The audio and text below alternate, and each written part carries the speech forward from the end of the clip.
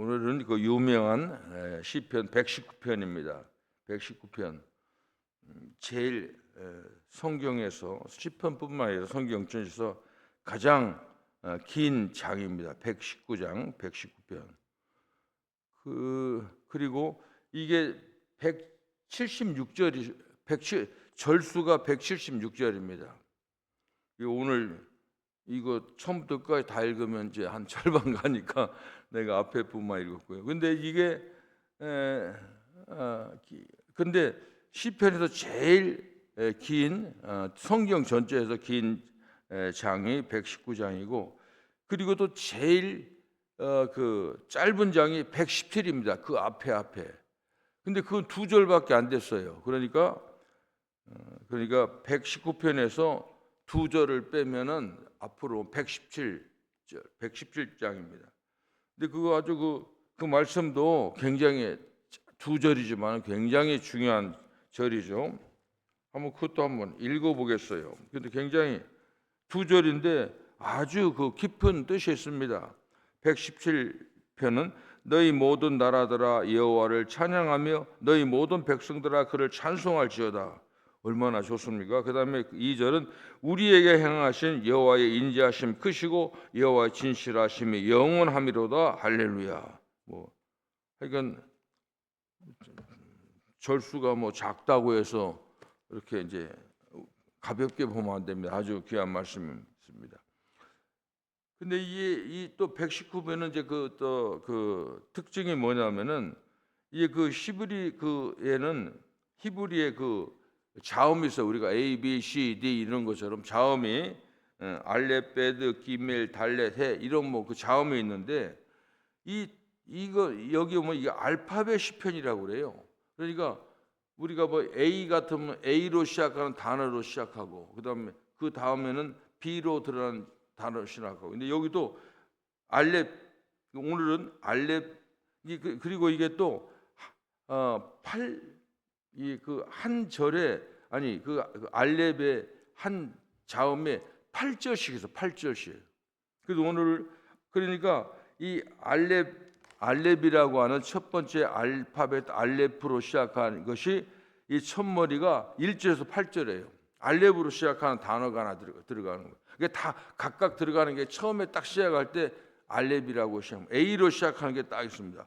그 다음에 두 번째는 베트라고 하는 말인데 이것도 9절에서 16절까지가 첫머리에 베트가 들어갔습니다.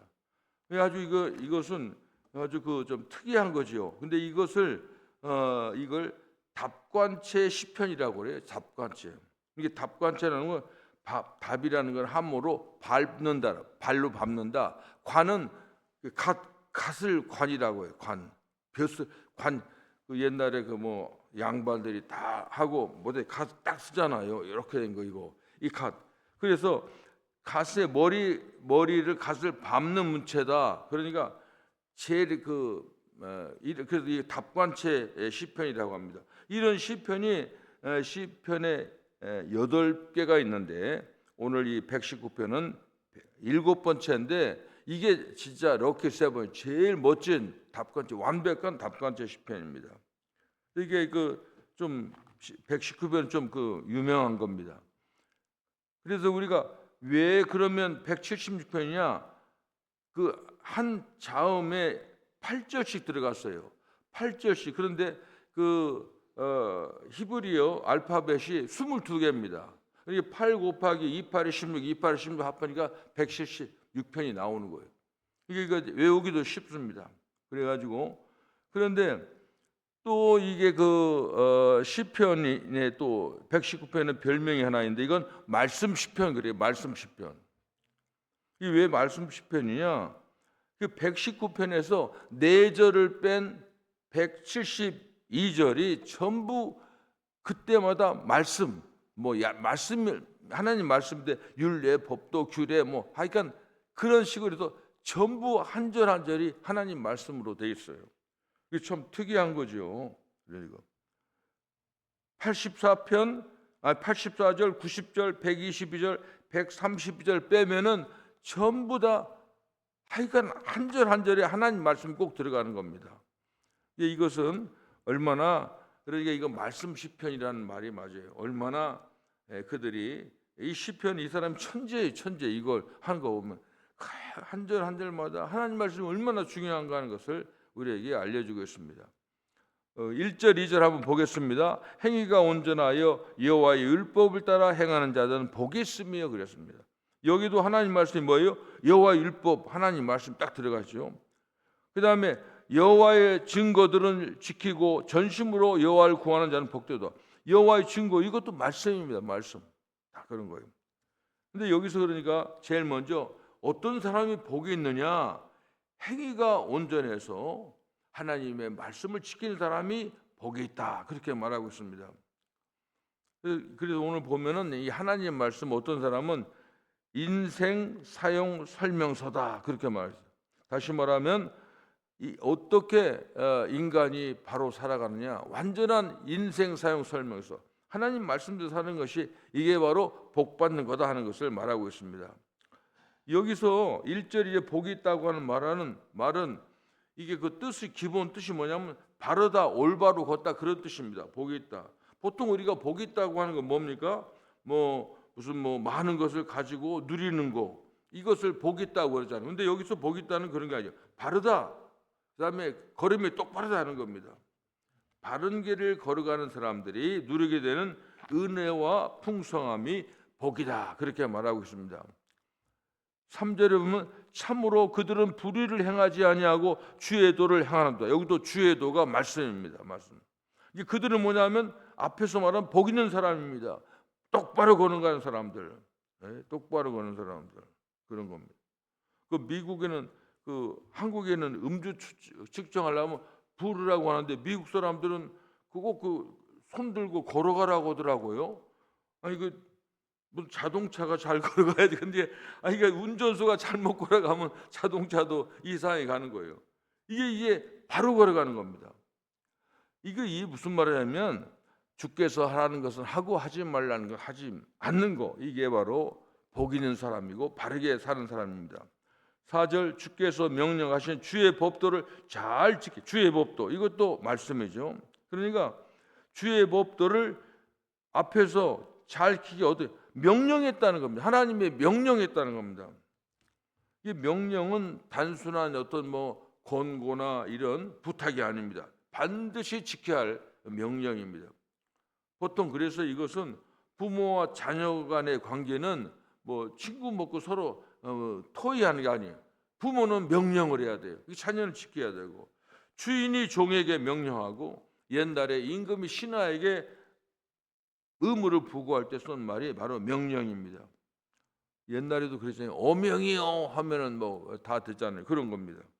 그래서 이 시인이 그렇게 고백합니다. 5절 6절에 보니까 내 길을 굳게 정하사 주의 율례, 이것도 하나님 말씀이죠. 주의 율 지키게 하소서. 내가 주의 모든 계명, 이것도 하나님 말씀이죠. 주의할 때는 부끄럽지 아니하리이다 그랬습니다. 옛날에는 아주 중요한 그런 문제는 돌로 조각을 딱 세우고, 그리고 아주 비석 같은 걸 세워서 그걸 꼭 지킬 것은 그렇게 비석 같은 걸 세워가지고 사람들이 오가는 길에 그걸 했다고 하는 겁니다. 우리가 등산할 때 참 중요한 게 뭐냐면, 등산에 가면 어떤 사람들은 하여간 출발지가 있잖아요. 근데 좀 자기가 등산 좀 안다 하면 옆길로 치러가서 반대로 나오고 좀 그런데 그건 과용이에요, 과용. 등산하는 사람 기본이 딱 가면 등산 출발지가 있어요. 보면 안내판이 있어요. 지도도 있지만은 꼭 중요한 경고 같은 게 있어요. 이거 중요하지 말라. 한국에 가면은 대략 보면은 울타리를 가지 말라고는 가지 마시오. 한국 사람이 아마 하루에도 몇 명씩 관악산에 가면, 관악산이나 북한산 가면 죽어요. 가면 꼭 가지 말라는 거, 가지 마시오. 넘어가서 술 취해야지, 술 먹지 마시오. 전부 경고문이에요. 그거 안 지키는 겁니다. 제가 케냐에 가서 나쿠루, 케냐 나이로비에 가까운 데 나쿠루 호수가 있습니다. 이 나쿠루 호수는 뭐가 유명하냐면 홍학으로 유명합니다. 홍학이 세계에서 제일 많이 있어요. 근데 그게 온천이 있어요. 거기 나크루 호수 온천이고 물이 좀 따뜻하고 또 하나는 뭐가 있냐면은 그 소금기가 있어요. 특이해. 홍학이 이게 잘 하면 안 되는데 얘네들 날아가는 모습을 한번 보고 싶어. 근데 이제 한번 쟤를 어떻게 안 날아가 뭐 내가 가면 한번 막 이게 어떻게 했더니 한번 날아가니까 야 장관이요. 와 하늘이 빠르게 그냥 걔네들이. 근데 그 나크루 호수 가는데 제가 거기도 그 안내팟이 있거든요. 근데 내가 강남대에 있을 때 보통 우리가 단기 봉사를 하는데 어떤 학생들은 어떤 여학생 하나가 자기가 학교 1년 휴학하고 장기를 가겠대. 1년 하겠대요. 그래. 그럼 이제 우리 학교에서 이제 하려면 돈이 들어가잖아요. 그래서 이제 여러 가지 장치를 해서 조교로 파송을 한번 했어요. 근데 그 친구가 거기 갔는데 자기 약혼자가 왔어요. 거기 여행을. 근데 나크루 호수 갔는데 나크루 호수에 가면은 그게 물이 온천이거든요. 그러니까 막 거기 가면 또 재밌는 건 무슨 이제 계란 있잖아요. 계란을 이게 양파망에다가 넣으면 막 금방 익어요. 부글부글 하니까. 그러니까 거기에 용암 같은 게 막 나오지는 않지만은 막 물이 팍 뜨거운 물 나오고 그러니까 근데 그 물이 뜨거우니까 분명히 거기에 팻말이 있었어요. 여기 보면 이제 건너 뛰지 말라고 이 길들이 있으니까 그 길로만 가라고 건너 뛰지 말라고. 근데 거기서 유치원 아마 친구가 유아교회였을 거예요. 거기서 선생 하는데 학생들하고 여행 가가지고 선생이 뛰지 말라는데 자기가 뛰다가 발이 빠졌어요. 발이. 근데 케냐에서 6개월에도 못 고쳐요. 그래서 다시 철수하고 한국에 와서 이제 성형외과 갔는데 그 뒤로는 모르겠어요. 학교에 나타나지 않았으니까. 근데 참 뭐 할 말이 없는 거예요. 우리 중간에 내가 굉장히 미안하죠. 이게 그냥 이 경고문이 있어요. 경고문. 근데 이게 오늘 말씀이 바로 그런 겁니다. 항상 말씀을 명령하사 주께서 명령하사 주의 법도를 잘 지키게 하소. 그렇게 하는 겁니다. 7절 8절에 보면 내가 주의 의로운 판단 이게 말씀입니다. 배울 때에는 정직한 마음으로 주께 감사하리이다. 내가 주의 율례들을 지키오리니 나를 아주 버리지 마옵소서. 이것은 그렇게 말합니다. 자기가 그러니까 하나님 말씀 지킬 테니까 저를 좀 잘 지켜주시고 도와달라고 그런 겁니다. 9절 10절에서 9절에서 11절 보면 유명한 말씀이죠. 청년이 무엇으로 주의 행실을 깨끗하게 하리까? 주의 말씀만 지킬 따름입니다. 청년의 헌신 예배가 항상 이 말씀 목사님들이 많이 하죠. 이게 내가 전심으로 주를 찾아싸우니 주의 계명에서 떠나지 말게 하옵소서. 내가 주께 범죄하지 아니하리요 주의 말씀 내 마음에 두었나이다 하는 겁니다. 이 청년 시절 보면은 하고 싶은 게 많고 혈기왕성해서 하지만 그런데 청년 때 가장 좋은 말씀이면 하나님 말씀을 마음에 두는 거죠.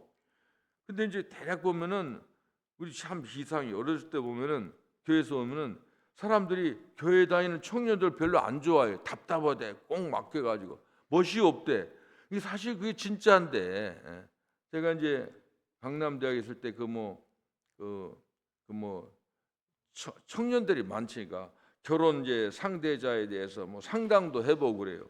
근데 대략 보면 걔네들이 원하는 게 대기업 다니는 사람, 좀 멋진 사람 그런 거 하지. 근데 내가 이제 걔네들한테 그렇게 상담하죠. 야, 니네 그런 거 걔네들 언제 잘릴지 몰라. 그리고 가면 걔네들 좋은 직장이라고 좋은 게 아니야.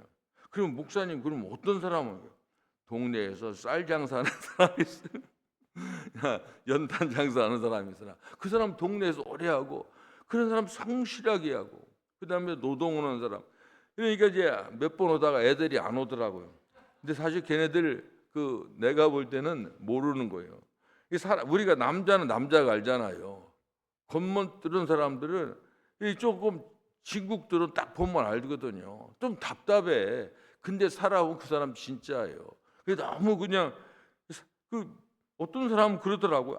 우리 남편은 술도 못하고 담배도 답답하다고. 그 바보가 하는 말이에요. 그런 사람이 얼마나 좋은 사람인데 이게 그런 사람 대략 보면 예수 믿는 사람들 그런 사람들이 바로 그런 겁니다. 이것이 이제 그런 겁니다. 12절에서 14절 보면 찬송을 받으실 주 여호와여 주의 율례들을 내가 가르치소서 주의 입의 모든 규례들을 나의 입술로 선포하고 내가 모든 재물을 즐거움 같이 주의 증거들의 도를 지키겠습니다 하는 겁니다. 이것은 그러니까 그 뭡니까? 그러니까 자기가 전심으로 자기 여기 보면 내가 모든 재물을 즐거움 같이 돈 버는 것처럼 주의 법도를 지키겠다 그렇게 얘기합니다. 마지막에 보면은 15절 16절 내가 주의 법도를 작은 소리로 읊조리며 주의 길들에 주의하며 주의 율례들을 즐거워하며 주의 말씀을 잊지 아니하리다 하는 겁니다. 성경에 보면 읊조리다는 말이 참 자주 나옵니다. 읊조리다는 말은 그 뭐 외울 때 중얼중얼 하잖아요. 그런 걸 말하는 겁니다. 이게 하나님 말씀 항상 하나님 말씀을 말하고 생각하고 그런 거지요. 이게 소리를 내서 얘기하는 거 외울 때도 중요하잖아요. 옛날 우리가 소당에서 오면 하늘천 따지를 속으로 하는 사람 어디 있어요? 다 소리를 다 하는 것처럼 이렇게 항상 말씀과 같이 하는 겁니다. 오늘 시편 119절을 보면은 하나님 말씀을 다양하게 표현합니다. 오늘 본문만 해서 봐도 율법, 증거, 도, 법도, 율례, 계명, 판단, 말씀, 규례 굉장히 많이 나옵니다. 근데 왜 이렇게 많이 나오느냐? 이것은 다양한 방법으로 하나님을 알아간다는 그런 의미가 나오는 겁니다. 굉장히 중요한 겁니다. 근데 여기서 보면 내가 오늘 갑자기 읽다가 그런 생각했어요. 이 법도 규례 거기다가 예수라는 말을 한번 넣어봤어요. 그래서 이게 다 맞는 거야. 그러니까 하나님 규례 예수님 말씀이잖아요. 예수님이라는 그 뜻은 말씀입니다. 말씀이 육신이 되어 이 땅에 왔다고 하는 요한복음에 그런 겁니다. 그런데 저는 이걸 읽으면서 제가 그런 생각했어요.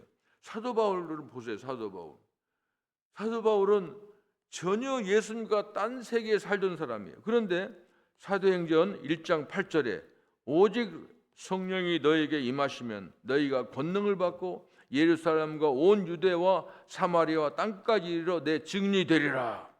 그 예수님의 그 말씀 한마디 그거 가지고 인생이 바뀐 겁니다.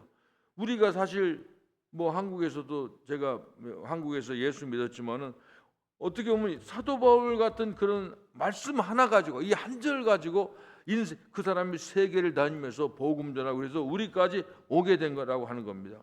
이 말씀이라고 하는 굉장히 파워가 있는 겁니다.